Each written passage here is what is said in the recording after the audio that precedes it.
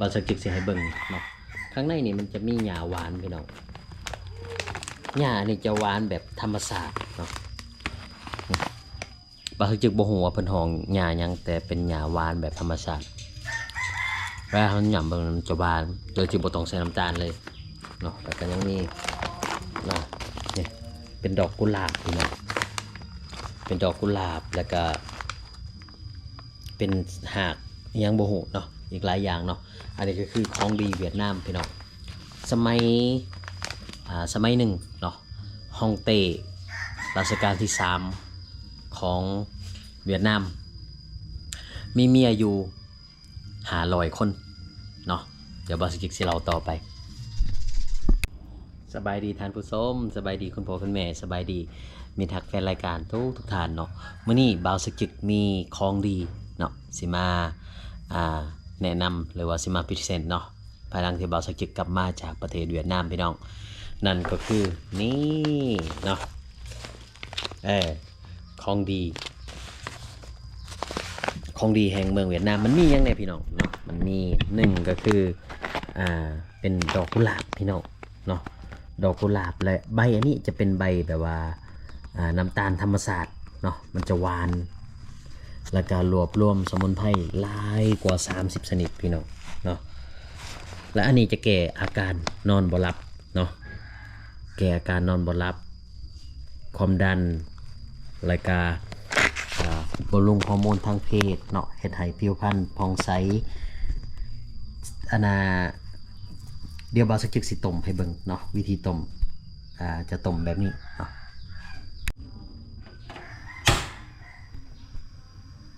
เดี๋ยวบาวสกิกสิต้มเนาะรอให้หม้อเดือดตอนนี้กำลังรอหม้อเดือดพี่น้อง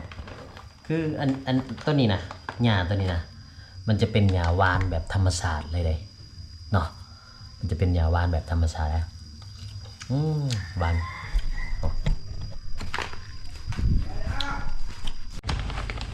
พดแล้วพี่น้องเนาะ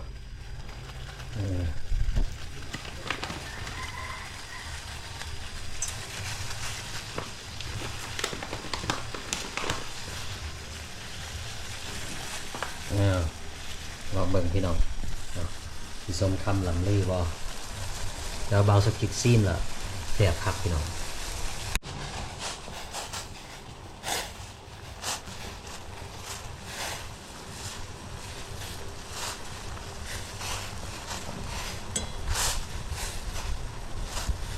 ที่ว่าใส่ลายโปรดบ่ฮู้เนาะไปลองเบิ่ง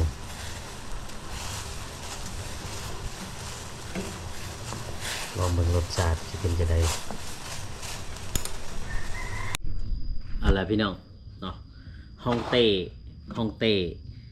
ราชวงศ์ที่3ของเวียดนามนะเมีย500 คนพี่น้องเพิ่นก็บ่อยากมีดอกแต่ว่าเพิ่นคีนใจของเสนาอำมาตย์บ่ได้เนาะเพราะว่าผู้ใดก็อยากมาถวายลูกสาวหรือว่ายังให้เลยแหละเพื่อแบบว่าอยากไต่เต่านะ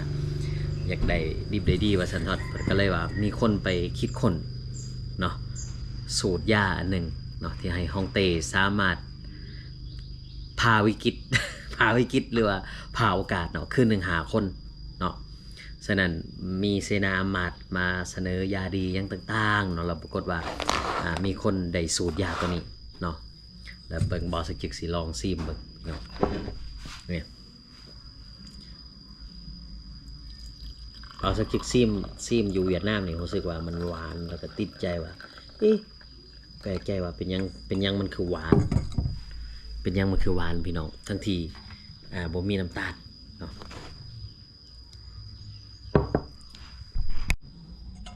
บางทีติดใจแบบบ่เข้าใจว่าเป็นยังมันคือหวานเนาะทั้งทีบ่มีน้ำตาลเนี่ยน้ำมันสีจะเป็นสีนี้พี่น้องมันจะหวานเลยเดี๋ยวเอาลงหม้อ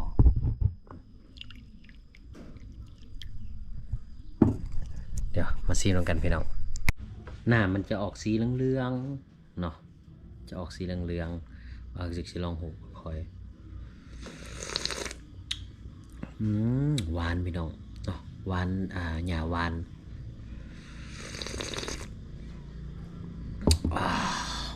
เนาะ เดี๋ยวบางชักจึกสิลองพิสูจน์เนาะสำหรับทานทรายทั้งหลายเนาะผู้หญิงก็กินได้เนาะผู้หญิงก็ซอยบำรุงฮอร์โมนแล้วก็อันยังสรรพคุณเนาะเดี๋ยวสิอ่าน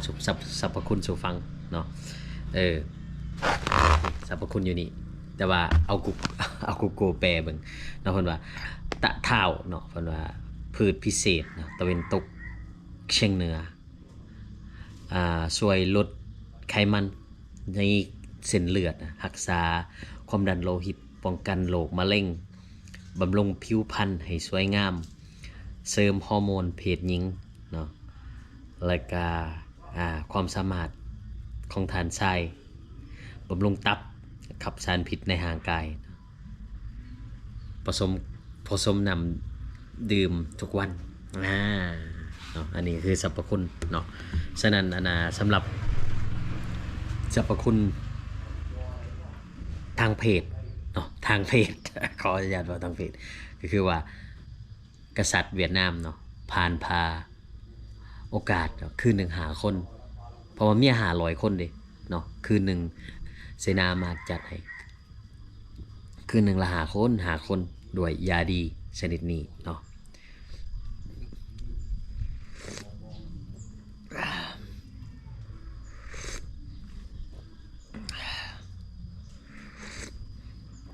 หวานพี่น้องหวานแท้ๆเนาะหวานหยาหวานเนาะหวานหยาหวานจะเบาหวานคือน้ำตาลเนาะผู้ใดที่เป็นเบาหวานเนาะสามารถดื่มซ่านี้ได้เนาะซ่านี่จะช่วยให้นอนหลับดีพุ่นว่าเนาะนอนหลับดีกลางคืนก็กินได้กลางเว้นก็กินได้ตอนเช้าก็กินได้คันมันดีแท้เนาะคันมันดีแท้บ่าวสักจึกนี่แหละสิเป็นตัวแทนเนาะนี่บ่าวสักจึกนี่แหละสิเป็นตัวแทนอยู่ลาวเนาะบ่าวสักจึกซื้อมาราคาประมาณ140,000เนาะถ้าบ่าวสักจึกสิขายประมาณคิดว่าประมาณ200,000เนาะ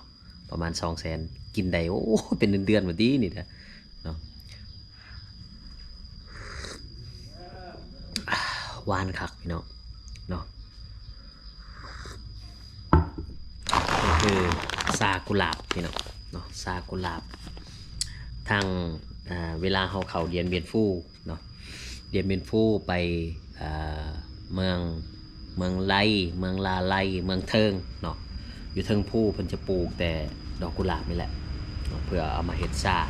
เนาะเป็นว่าผ่านจะเป็นตกเชียงเหนือของประเทศเวียดนามเป็นสมุนไพรพี่น้องเป็นสมุนไพรหวานแต่บ่มีน้ำตาลเนาะหวานหยาหวานเนาะแล้วก็มีดอกไม้อีกหลากหลายชนิดเนาะบ่าวจะบ่ได้อย่างเนาะบ่ได้รับค่าพรีเซนต์ดอกเซนเตอร์อย่างคันว่ามันดีแท้นะสิลองกินเบิ่งเนาะคันว่ามันดีแท้เดี๋ยวมื้ออื่นสิมาบอกผลลัพธ์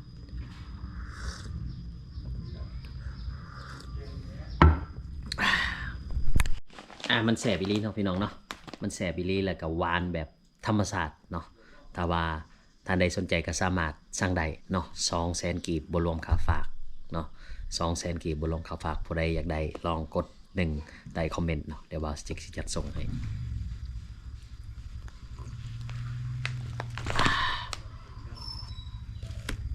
สำหรับคลิปนี้ก็สิขอลาเพียงเท่านี้เนาะพบกันใหม่ EP ต่อไปเนาะฝากความคิดฮอดคิดถึงฝากความห่วงใยหา FC เมื่อทุกคนเนาะให้ทุกท่านอยู่ดีมีแห้งความเจ็บอย่าใดความไข่อย่ามีสำหรับ EP นี้ขอลาไปก่อนพบกันใหม่ EP ต่อไปสบายดีท่านผู้ชม